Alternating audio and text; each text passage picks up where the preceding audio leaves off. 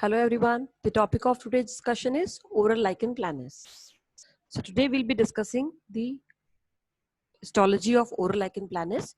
So we'll be covering the topic under the following headings. We'll be starting with the introduction, then discussing the epidemiology, etiopathogenesis, the pathogenesis behind the development of oral lichen planus, how does it present clinically in the oral cavity, followed by the histopathology and summary. So starting with the introduction, when we talk about oral lichen planus, it is also known as lichen rubber planus. It is a relatively common chronic dermatological disease. Okay, so earlier times में there was a disease lichen planus which was manifested in the skin. Often there are cases in which there will be simultaneous expression of the lesion in the oral cavity. So oral lichen planus is a chronic immune mediated mucocutaneous disease in which the lesion can be seen in the oral mucosa as well as in the skin. It was first described by Wilson in 1869, and when we talk about the incidence of these cases, 0.5 to 1% of the world population is found to be affected with lichen planus cases. When we talk about how the name is being derived for these lesions, when we talk about lichens, lichens are the primitive plants which composed of both algae and the fungi.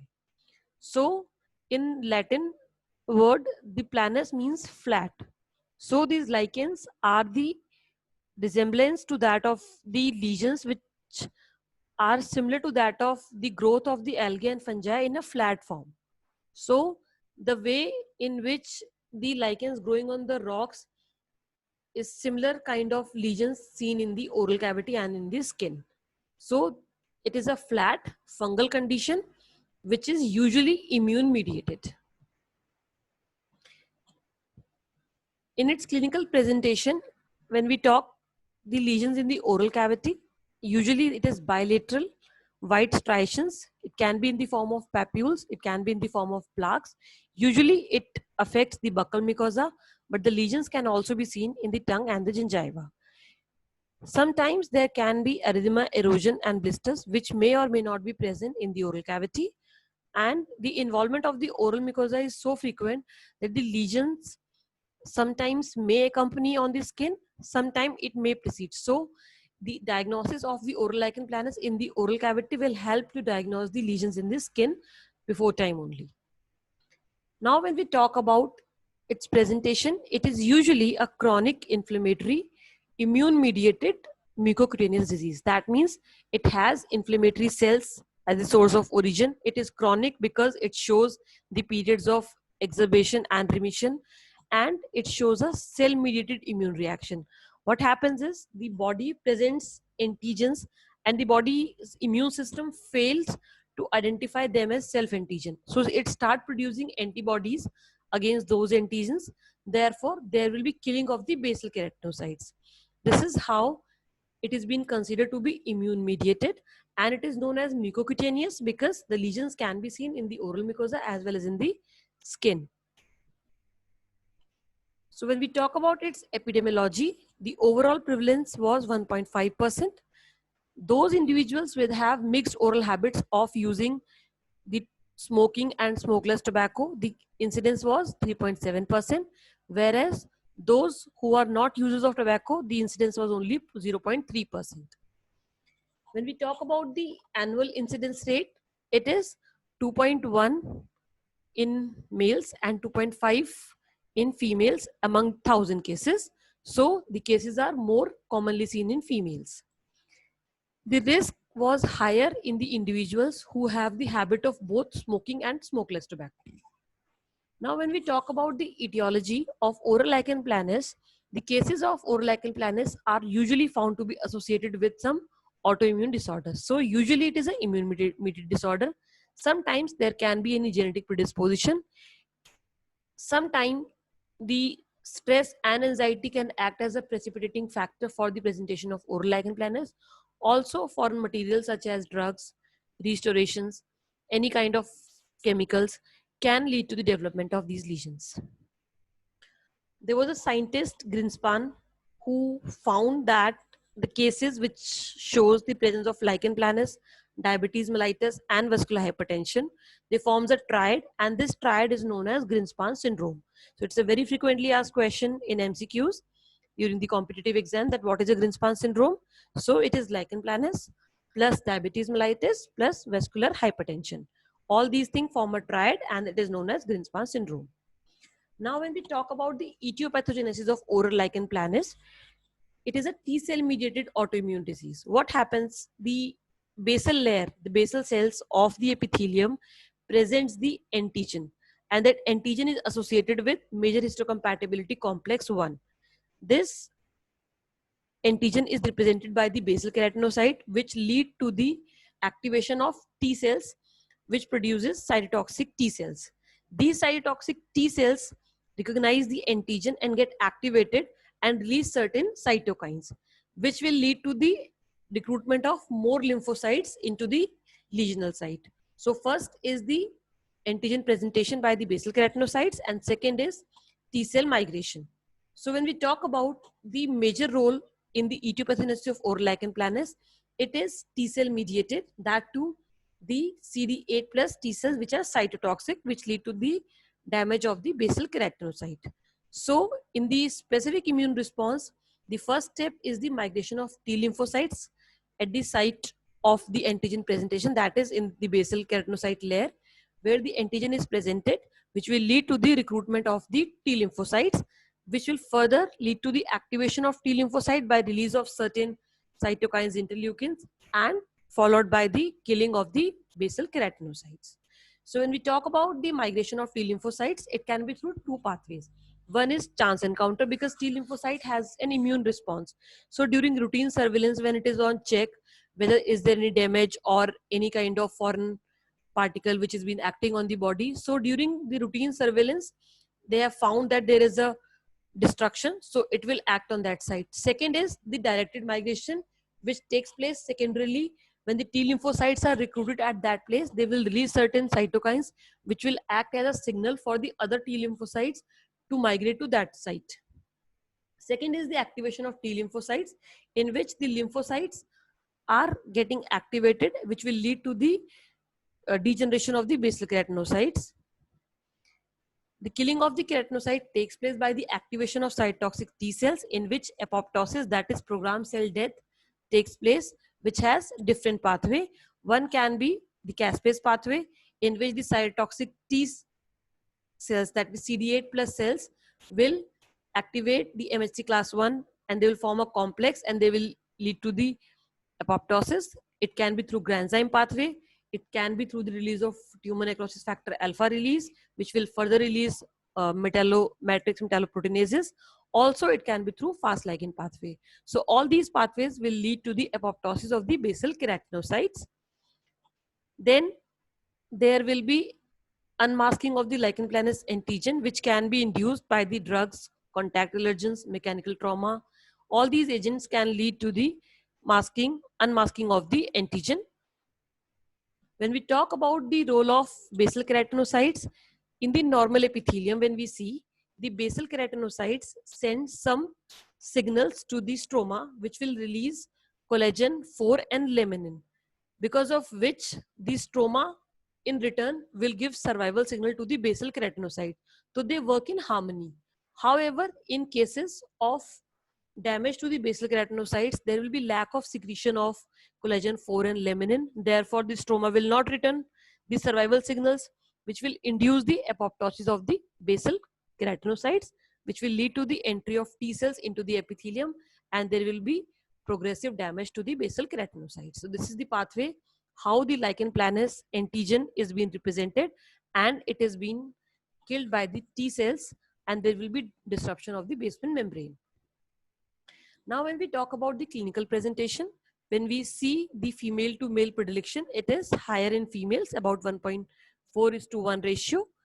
It is usually more common in adults older than 40 years. Skin lesions usually appear small, angular, flat. Sometimes they can be discrete and they can form large papules. They are sharply demarcated.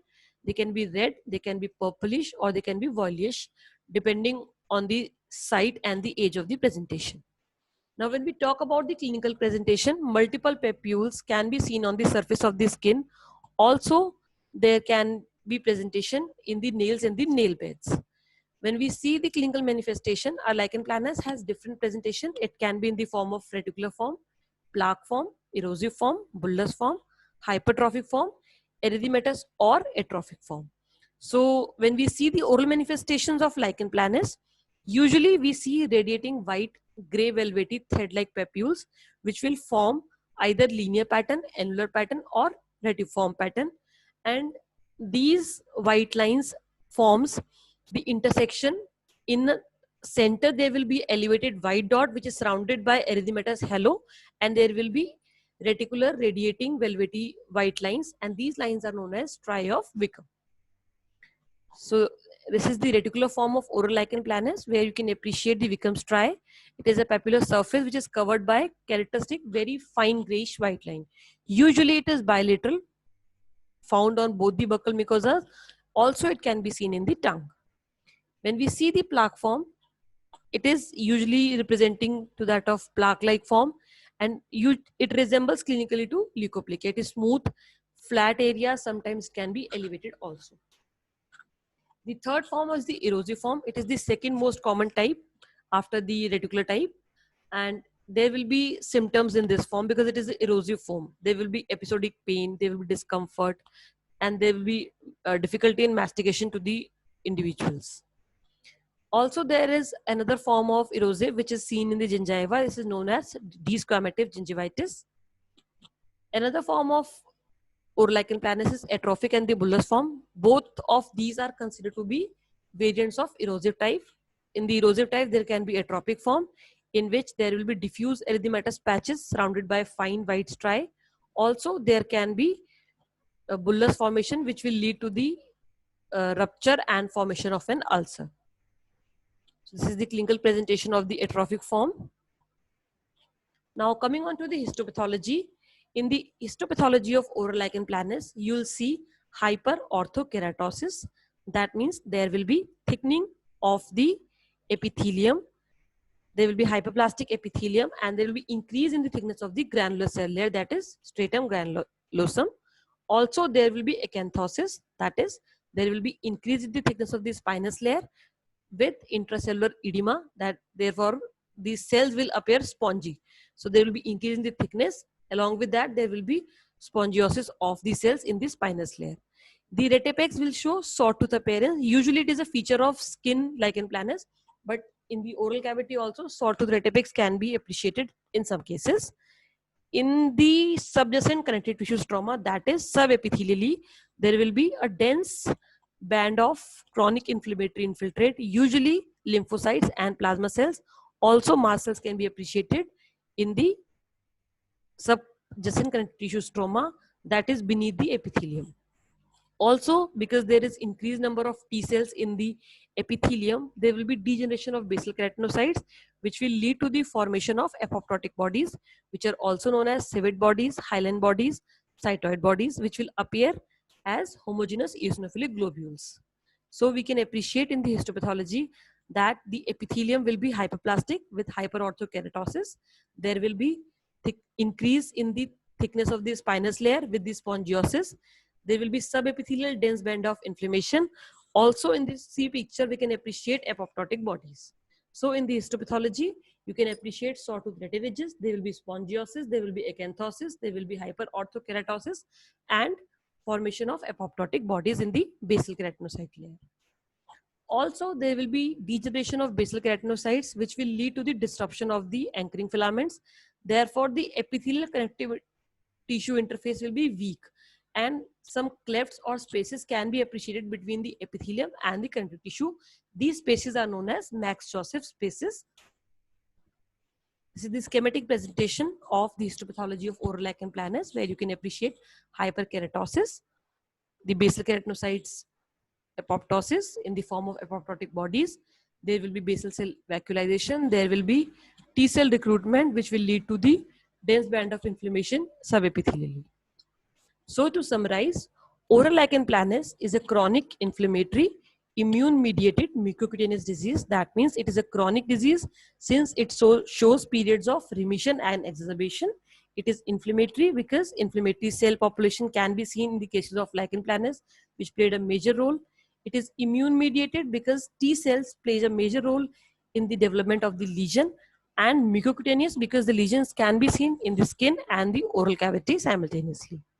When we talk about the etiopathogenesis, the factors which plays role in the development of oral lichen planus can be autoimmune, it can be genetic, it can be foreign material like drugs, chemicals, restorations, or it can be attributed to stress or anxiety. When we talk about the pathogenesis, the first step is the presentation of the antigen by the basal keratinocytes, which will lead to the migration of T lymphocytes into the epithelium, which will further release more cytokines and interleukins. Therefore, there will be further migration of T lymphocytes and activation of T lymphocytes, which will do the apoptosis of the basal keratinocytes, and there will be killing of the basal keratinocytes, which will lead to the development of oral lichen planus lesions. When we talk about the clinical forms, it can be plaque type, reticular type, erythematous or atrophic type, hypertrophic type, bullous type, and erosive form. When we see the histopathology, there will be hyperorthokeratosis, there will be hypergranulosis, that is increase in the granular layer. There will be presence of the apoptotic bodies in the basal layer, that is severed bodies. There will be dense inflammatory infiltrates in the subepithelial region, and there will be spongiosis of these cells. There will be acanthosis.